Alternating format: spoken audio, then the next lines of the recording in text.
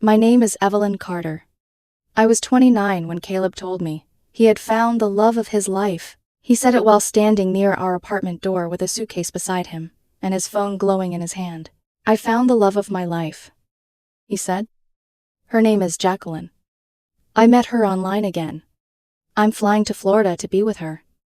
I looked at him, smiled once, and nodded.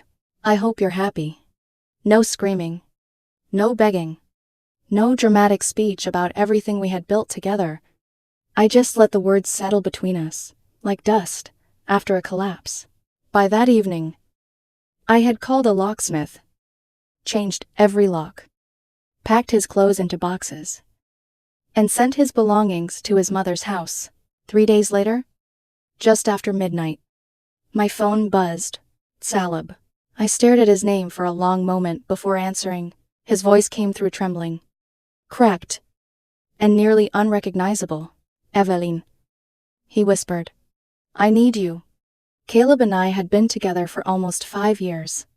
We met at a friend's party, back when he was the charming guy leaning beside the record player, pretending he knew the band that was playing. I teased him about it. He laughed too loudly. Somehow, that was enough to begin us. Back then, Caleb was warm, confident, and full of motion. I was quieter, a systems engineer who liked predictable routines, calm mornings, and black coffee. Somehow, we fit. 2 years into our relationship, we moved into a small downtown apartment. My name was on the lease. His framed travel prints covered the walls. We had morning runs, weekend markets, takeout on Fridays. It was not glamorous, but it was steady. And for me, steady felt like love. Looking back, maybe that was when I stopped noticing how restless he had become. He started spending more time online. Forums, creative groups, private video calls with people I did not know. He stayed up until 2 in the morning, speaking softly into his headphones. I told myself, trust meant giving someone room to breathe. But the room I gave him became the distance between us. Then came the small changes. He deleted messages when I walked by, switched tabs too quickly, wore cologne I had never worn for me, checked his phone with the nervous attention of someone waiting for a secret to answer back. One afternoon, I came home early from work and found him on the balcony, earbuds in. I voiced soft in a way I had not heard in months. When he saw me, he jumped and ended the call. Just a friend, he said. His cheeks were red. I wanted to believe him. Then he said her name, Jacqueline. At first, it sounded casual. An ex-girlfriend from years ago who had found him online. Someone from Florida who understood his creative side. Someone who gave amazing feedback. Someone who remembered who he used to be before bills, leases, grocery lists, and real life. The way he said her name was too warm for someone who was supposedly harmless. That was when I realized something had shifted. Not just between us, but inside him. He started dressing differently, staying out later, spending money he did not have on plans. He refused to explain. When I asked what was going on, he sighed, like I was the unreasonable one. Evelyn, don't make this a big deal. You wouldn't understand. Maybe he was right. I did not understand how someone could walk away from something real, for something glowing on a screen. Still, I held on. I told myself it was a phase. I told myself he would come back down to earth. Then that Saturday morning came. I was watering the plants on the windowsill when Caleb walked into the living room. His suitcase was already by the door. Evelyn, we need to talk. I already knew. He sat across from me on the couch we had saved up for together, hands twisting at the hem of his shirt. I'm leaving, he said. I'm going to Florida to be with Jacqueline. He said her name like it meant destiny, like I had only been a waiting room. I placed the watering can down slowly. So you've made your choice. It's not a choice, he insisted. It's fate. She understands me in ways you never did." There it was. The sentence every betrayed person hears right before the blade turns. I nodded once. "And what does she understand?" "Caleb, your favorite color, your biggest fear, or just the version of yourself you edited to look perfect online." His eyes flashed. "You don't get to judge me. Not when you were never truly present." I almost laughed. I was present through his panic attacks, through unpaid invoices, through nights when he said he felt like a failure, and I held him until morning. But I did not say that. I only asked, "How long?" He looked away. "A few months. Since January." That meant through my birthday, through our anniversary, through every kiss where he pretended nothing was wrong. "So all this time," I said slowly, "you were planning to leave. I didn't want to hurt you." "Then you should have left sooner." Waiting only made the fall bigger. For a second, I saw the man I used to love. Scared. Unsure. Almost reachable. Then his face hardened. "You'll see," he said. "Jacqueline is real. And she loves me in a way you never could." I looked at him and understood something with terrible clarity. He was not mine to lose anymore. He had been gone long before he packed that suitcase. So I stood and opened the door. "Goodbye, Caleb." He paused at the threshold, searching my face for anger, for pleading, for anything that would make him feel powerful, but I had nothing left to give. He left, without another word. I closed the door behind him, locked it, and leaned my forehead against the wood. My hands shook. Not from sadness, but from the sudden lightness of being free from a weight I had mistaken for love. That afternoon, I called the locksmith. By evening, Caleb's boxes were on their way to his mother's house. Love had not left that apartment. Only the illusion of it had. The morning after Caleb left, the apartment felt strangely weightless. No sound of his playlists drifting from the bedroom. No half-finished coffee cups on the counter. No late-night video calls behind closed doors. Just silence. The kind of silence that feels uncomfortable at first, until you realize it is actually peace. I spent the day moving through the apartment room by room, his books, his clothes, his camera equipment, the framed photographs he loved, hanging above the sofa. Everything went into carefully labeled boxes. By noon, the locksmith had finished replacing every lock. Watching the old hardware come off the door felt symbolic. The final pieces of shared trust being unscrewed and discarded. After that, I changed every password.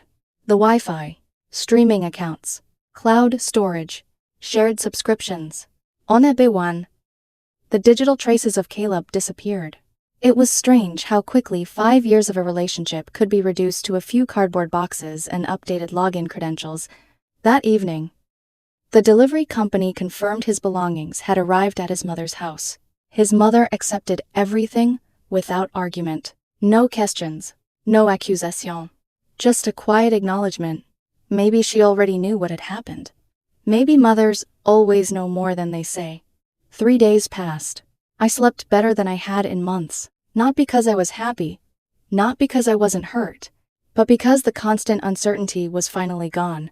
Then, a 12:40, și 7 a.m. My phone rang. Caleb. I stared at the screen. For a moment, I considered letting it go to voicemail. Then I answered. "Evelyn." His voice was shaking. I barely recognized it. "Evelyn. Please." I stayed silent for several seconds. All I heard was ragged breathing. Then he broke. "She's gone." The words came out in a whisper. "Jacqueline is gone." I sat up slowly. "What do you mean?" A choking sob escaped him. She lied. The confidence that had carried him out of our apartment was completely gone. Everything that remained sounded small, terrified, broken. The pictures were fake, he said. The address was fake. The phone number stopped working. Everything was fake. I closed my eyes. Outside, rain tapped softly against the windows. "Tell me what happened." He inhaled shakily. "When I landed in Florida, Nobody was there. His voice cracked. She promised she'd meet me at the airport. Silence. I waited for 3 hours. I could almost picture it. Caleb, sitting alone beneath fluorescent airport lights, watching strangers reunite with loved ones while no one came for him. I kept calling. Another sob. No answer. What happened next? I took a rideshare to the address she gave me. His breathing grew uneven. It wasn't a house. Pause. It wasn't even an apartment. My stomach tightened despite myself. It was an abandoned rental property. The words sounded unreal, like something from a bad movie. I thought maybe she'd made a mistake.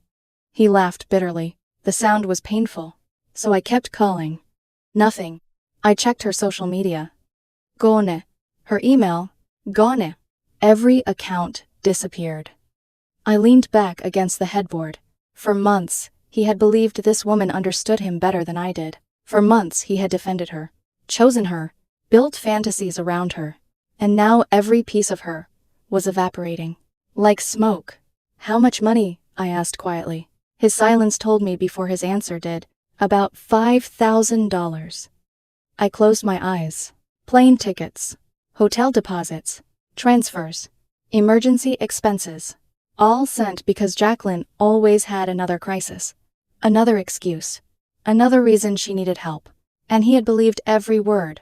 I thought she loved me. The sentence shattered halfway through. I looked out into the darkness beyond my window. Part of me expected satisfaction, vindication, something, but all I felt was sadness. Not for the relationship. That grief had already passed. I felt sad because I was listening to a person discover that their fantasy had never existed. I'm staying in a motel, he whispered. I don't know what to do. His voice sounded smaller than I had ever heard it, almost childlike. Evaine. Please. Another pause. Please tell me what to do. For a long time, I didn't answer. The motel air conditioner hummed faintly through the phone. Somewhere in the background, a television played at low volume, a life continuing around him while his own collapsed. Finally, I spoke.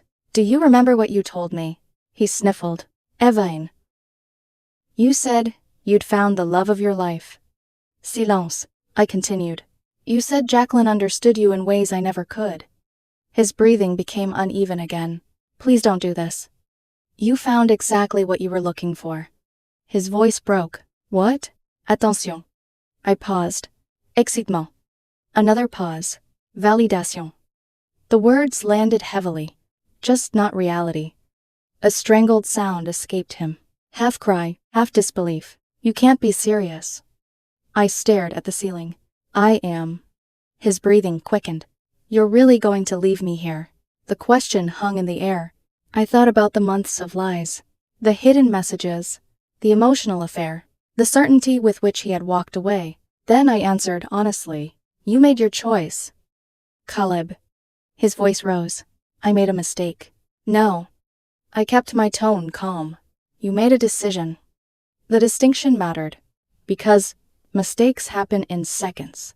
His betrayal happened over months. Every message, every call, every lie, every justification. Those were decisions, one after another. Evaline. Please. His voice cracked again. I have nobody. The words echoed through me, because 3 days earlier, he had me, and he had thrown me away. I hope you find your way home. Then I ended the call. The phone immediately lit up again. Caleb. I ignored it. A minute later, again, then again, and again. I turned the phone face down. The vibrations continued for nearly 20 minutes. Eventually, they stopped. The next morning, my voicemail was full. The first messages were angry. The next ones were desperate. The final ones were nothing but crying. I deleted every single one. 2 days later, his older sister texted me. Caleb told me what happened. He's devastated. You could at least check on him. I stared at the message, then locked my screen without replying. That evening, I sat on the balcony with a cup of coffee. The city lights shimmered below. For months, my life had been filled with noise. Arguments, excuses, secrets, promises. Now there was only quiet. And quiet felt sacred. A week later, a mutual friend told me the full story. Jacqueline was not simply one scammer. She was part of a larger operation, a network of fake profiles, targeting lonely people online. They used stolen photos, invented histories, manufactured intimacy. They studied their victims carefully, learned their dreams, their insecurities, their emotional needs. Then, they became exactly what those people wanted. Caleb had never fallen in love with Jacqueline. He had fallen in love with a mirror, designed to reflect his fantasies.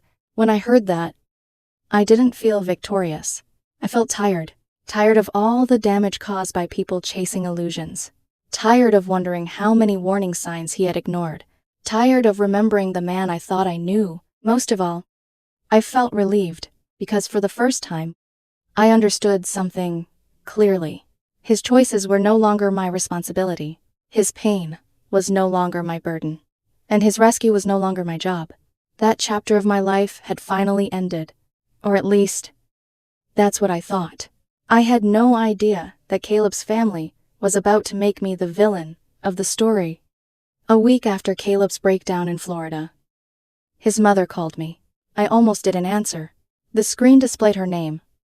And for a moment, I considered letting it ring, until voicemail picked up. Instead, I answered, "Hello?" Her voice was sharp from the very first word.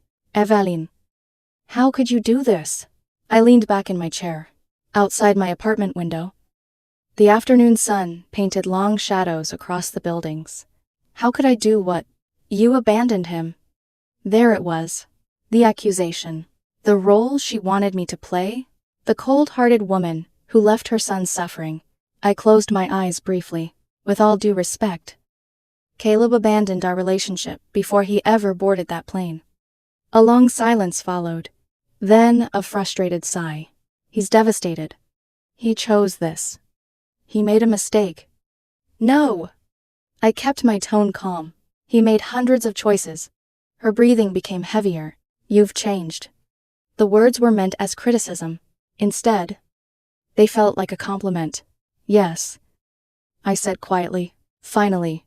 She hung up moments later. No goodbye. No resolution. Just anger. The call didn't upset me nearly as much as it would have months earlier, because for the first time, I understood something important. People often become angry when you refuse to carry responsibilities that were never yours. That evening, I opened my phone's photo gallery. Thousands of pictures stared back at me. Vacations, birthdays, lazy Sunday mornings. 5 years preserved through digital memories. For a long time, I sat there, scrolling, not crying, not smiling, just observing. The way someone might look through photographs found in an old house. Eventually, I selected them all, and deleted them. Not out of hatred. Not because I wanted to erase history, but because I no longer needed proof that it happened.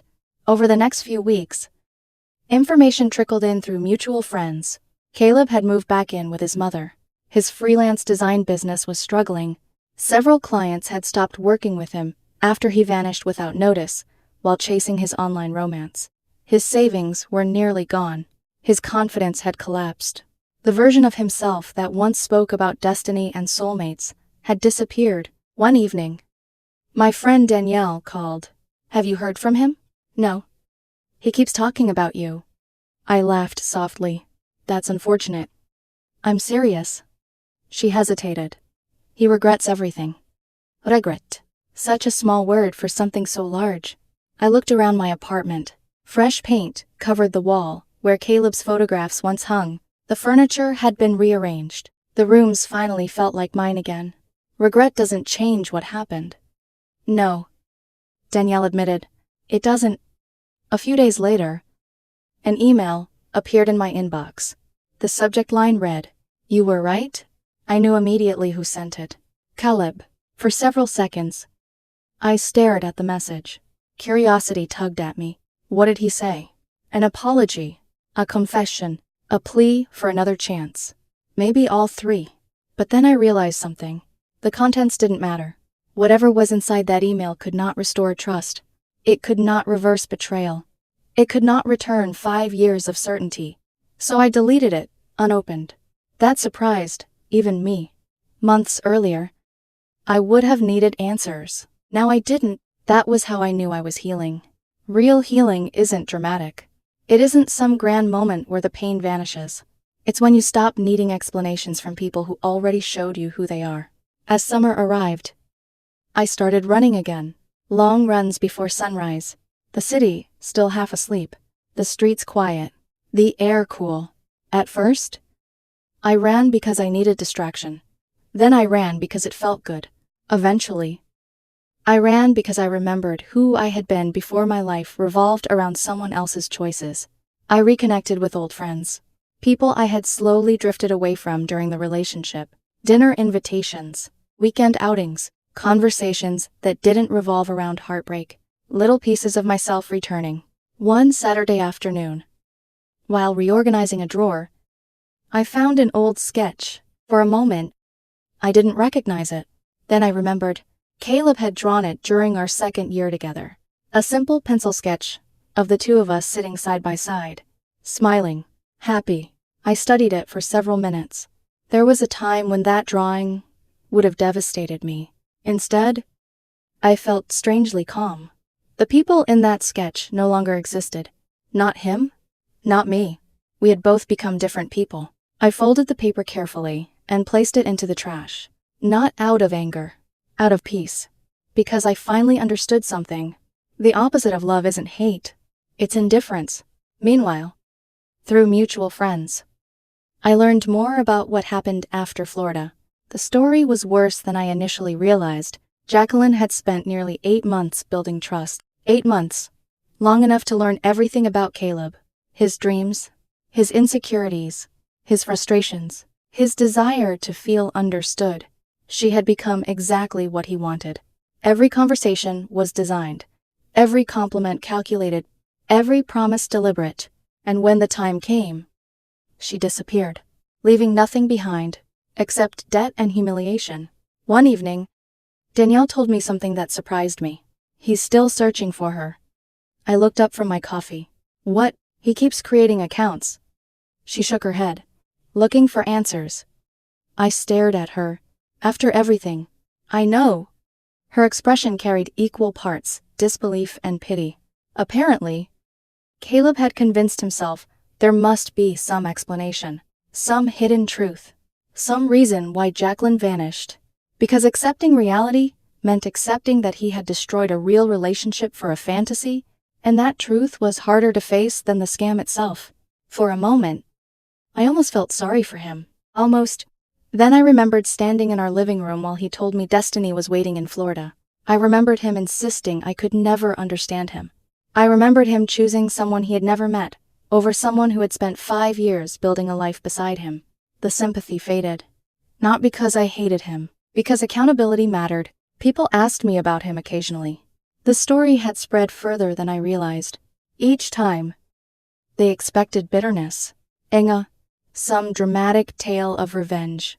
Instead, I told them the truth. He chased a dream. Then I smiled. And I stayed awake. Most people didn't know how to respond to that. Months earlier, neither would I. But now I understood. Sometimes survival isn't about winning. Sometimes it's about refusing to lose yourself while someone else is losing theirs. And as autumn approached, another unexpected chapter quietly entered my life.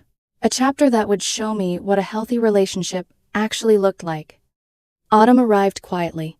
The air turned cooler. The city slowed down. And for the first time, in a long time, my life felt peaceful. Not exciting. Not dramatic. Just peaceful. It happened on a Thursday afternoon.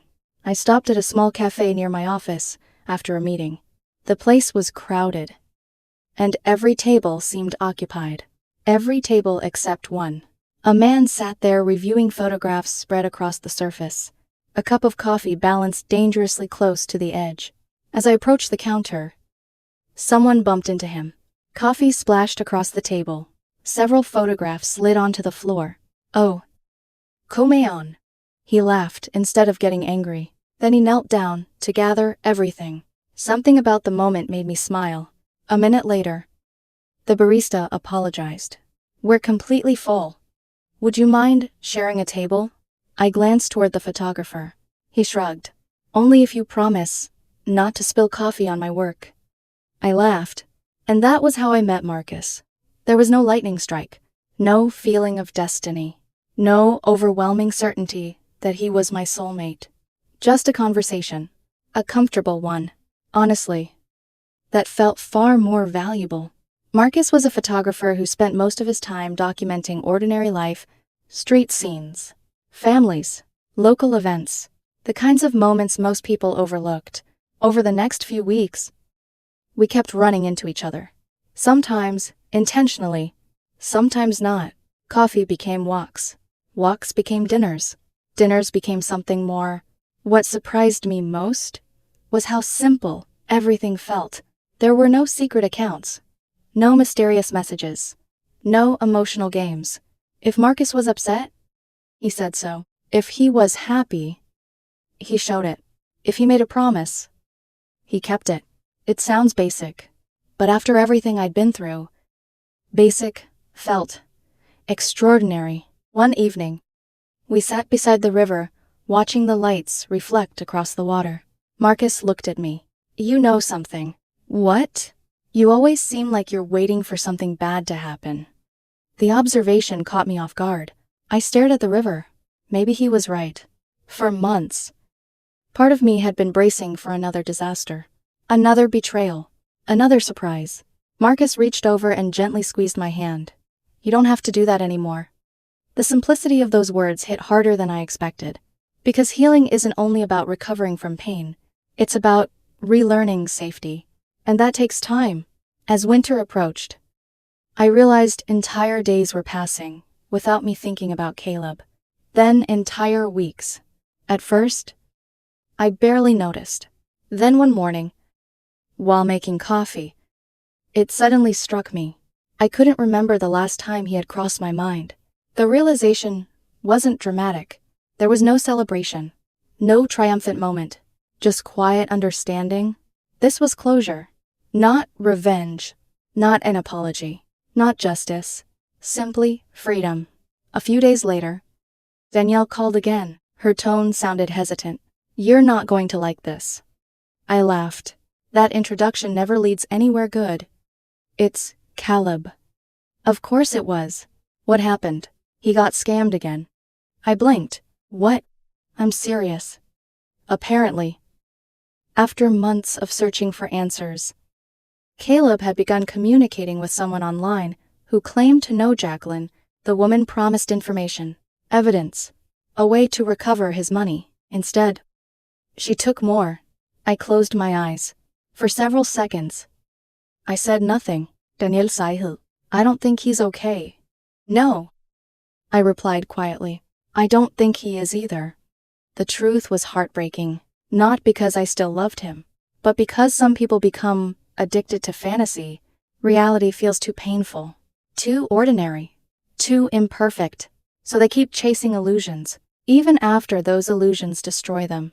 Months earlier, I might have felt responsible. Now I simply felt sad. Sad for the person he had become. Sad for the future he threw away. Sad for the lessons he still refused to learn. But none of it belonged to me anymore. One snowy afternoon, while cleaning a storage box, I found the last remaining item, connected to our relationship, a small envelope. Inside was a photograph from our 3rd anniversary. Caleb and I stood together in front of a restaurant. We looked genuinely happy. For a long time, I stared at the image. Not because I missed him, because I was remembering someone I used to be. A woman who believed loyalty guaranteed permanence. A woman who thought loving someone enough could protect a relationship from anything. She had learned otherwise. Carefully, I returned the photograph to the envelope. Then, I placed it into a shredder. The machine hummed softly. The picture disappeared. And with it, went the final physical reminder of that chapter. That evening, Marcus came over for dinner. We cooked together, burned the garlic, ordered takeout instead, laughed about it. Nothing extraordinary happened, and that was exactly why it mattered. Because real happiness rarely arrives wearing fireworks. Usually, it arrives disguised as ordinary moments. Months later, someone asked me what happened between Caleb and me. They had heard pieces of the story, rumors, half-truths, the usual things people pass around when they want entertainment. I thought about the question for a moment. Then I answered, honestly, he fell in love with a fantasy. The person nodded. And you? I smiled. I learned to love reality. That answer stayed with me afterward. Because it was true. Reality isn't perfect. People disappoint us. Relationships fail. Trust breaks. Hearts heal slowly. But reality is where life actually happens. Not behind anonymous profiles. Not inside carefully edited conversations. Not in imaginary futures built from promises. Reality is where people show up, stay, leave, grow, change. And if we're lucky, begin again. Every so often. I still remember that night. The motel call from Florida. The panic in Caleb's voice. The sound of someone realizing too late that they traded something real for something imaginary. For a long time, I replayed that memory. Not anymore. Because eventually I understood something that changed everything. I was never the one who needed saving. Caleb was.